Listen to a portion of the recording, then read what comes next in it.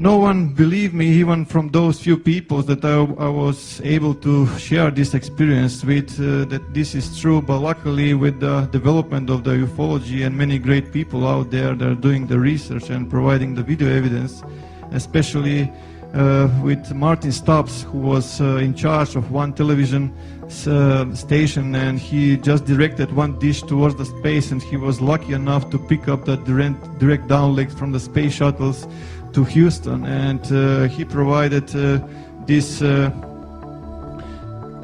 So as you can see, this is on infrared. That is why his black and white is from STS-63, and they are trying to locate the Mir space station. They cannot locate the Mir space station because more than 100 objects are appearing and disappearing from the radar.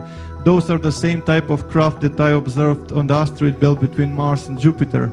And those are those balls of light that I was observing in those times, as you can see clearly, creating intelligent formation.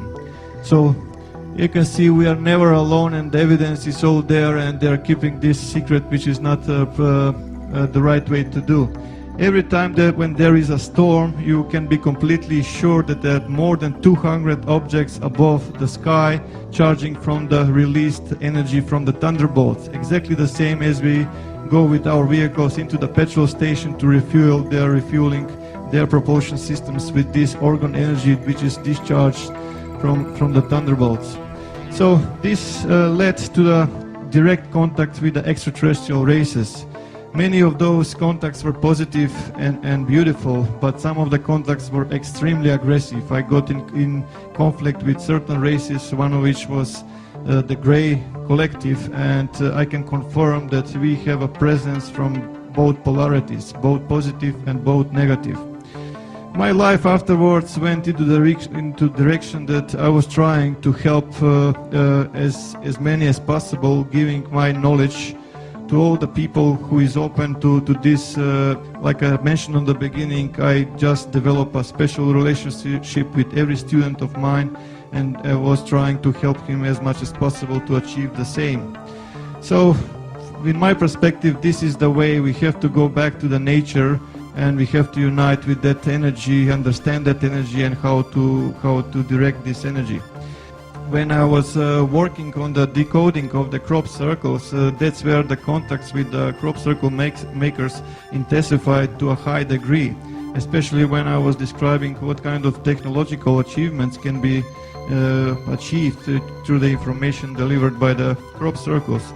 So as you can see here, those balls of light are everywhere, and from the Sri Yantra there is a huge ball of light everywhere. Every time when I was actually working on this, for example, this is one group that I worked in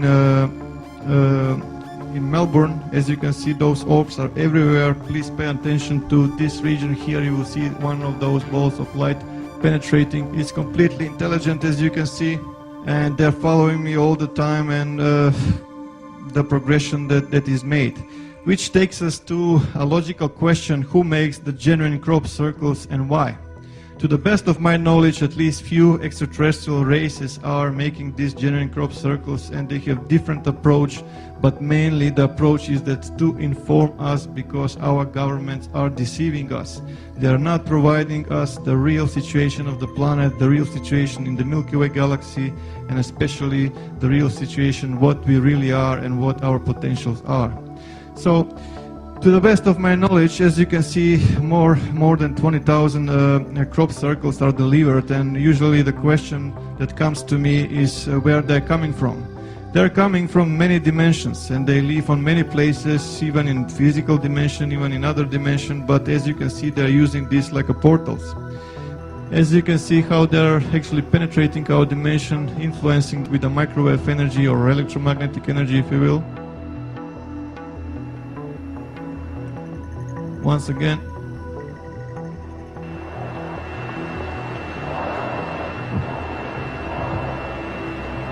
Okay. So, like I mentioned, to the best of my knowledge, more than 20,000 diagrams are delivered in the past few decades worldwide. The military is highly interested into these messages that are arriving, and every time there is a balls of light or craft above the fields, the military is picking up on the radar. Immediately there is an order for the fighter jets or the helicopters to intercept those balls of light and to avoid eventual delivery of information, which is very, very vital for humanity. Usually people come to me and they say, look, are you aware that the government has lasers and HARP and everything, all technology that can create a crop circle just in a second directly from the satellite? And I will just say this, if that's the case, if those balls of light are governmental properties, then how come they're spending money for the fuel, just putting and giving order for those helicopters to chase their own property? It does not make sense. It became obvious, at least to me, analyzing few hundreds of diagrams, that there was an open communications from the genuine crop circles and then from the man-made ones, because it's obvious that the shadow government wanted to establish this kind of communication, exchanging of information regarding technology and many other stuff. But the NTIs didn't want to play their game because they understand that they are very, very deceivers, how should I say, and that is why they started to put those obelisks. Those obelisks, there are receivers. As soon as certain frequency appears around the fields, which actually, as I mentioned a while ago, these objects are penetrating our dimension, this frequency appears, and that's where they actually are getting there. With the help of the Discovery Channel, National Geographic and other media, crop circle phenomena was completely buried. Just everyone is ridiculing this phenomena, everything is man-made, it's all done, there's nothing to see and so on and so forth. So how come the military is so interested into this phenomena if that's the case? So as you can see from the left, this is what the best humans can do, what complexity is concerned, and the real stuff is usually followed by those balls of light that we are talking about. With the human ones, you can see the footsteps everywhere, the crop is completely destroyed, and they remove all the information from this. This, by the way, was achieved by the team Satan in New Zealand, just for example, that people can make these crop circles. Yes, they can make these crop circles, but you can see also the mess that they can make. Back in 2000, Dr. Eltio Hasenhoff actually stepped forward, which is very rare for the mainstream scientists, and he actually examined many crop designs, and he noticed that there is a thermal expansion and node lengthening with many of those. He was searching for some matching of the distribution model of node lengthening, and he found one, and this mathematical model was actually electromagnetic radiation distribution of a point source. The further you go from that source, the less light it becomes. Or in other words, the distribution of the node lengthening is strongest in the crop circle center, and it's less and less as you go towards the edges, right?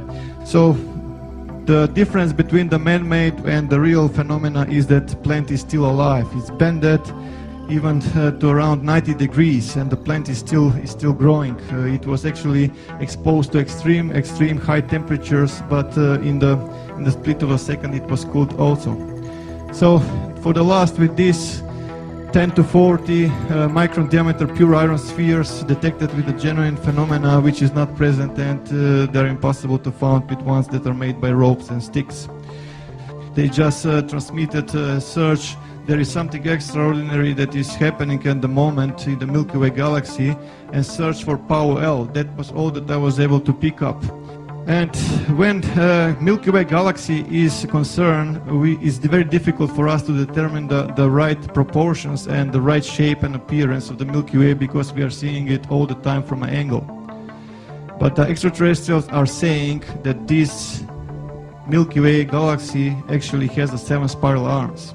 So before any one of you recognize the all-seeing eye inside this and you say, like, here is another Illuminati agent in disguise, I can assure you that that's not the case. Let me just explain about this. I asked the NTIs about what this thing is, and they said this is neither positive neither negative. It's just simply energy, and the contact which is made actually is polarizing this energy. For the Illuminati, it's meaning something else, but also there is another side of the coin. So let's just analyze for a while, right? Sorry.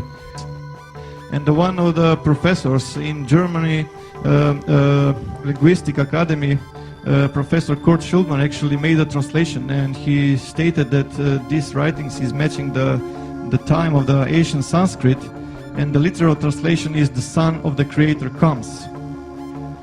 So what is this eye that we are seeing everywhere in the space?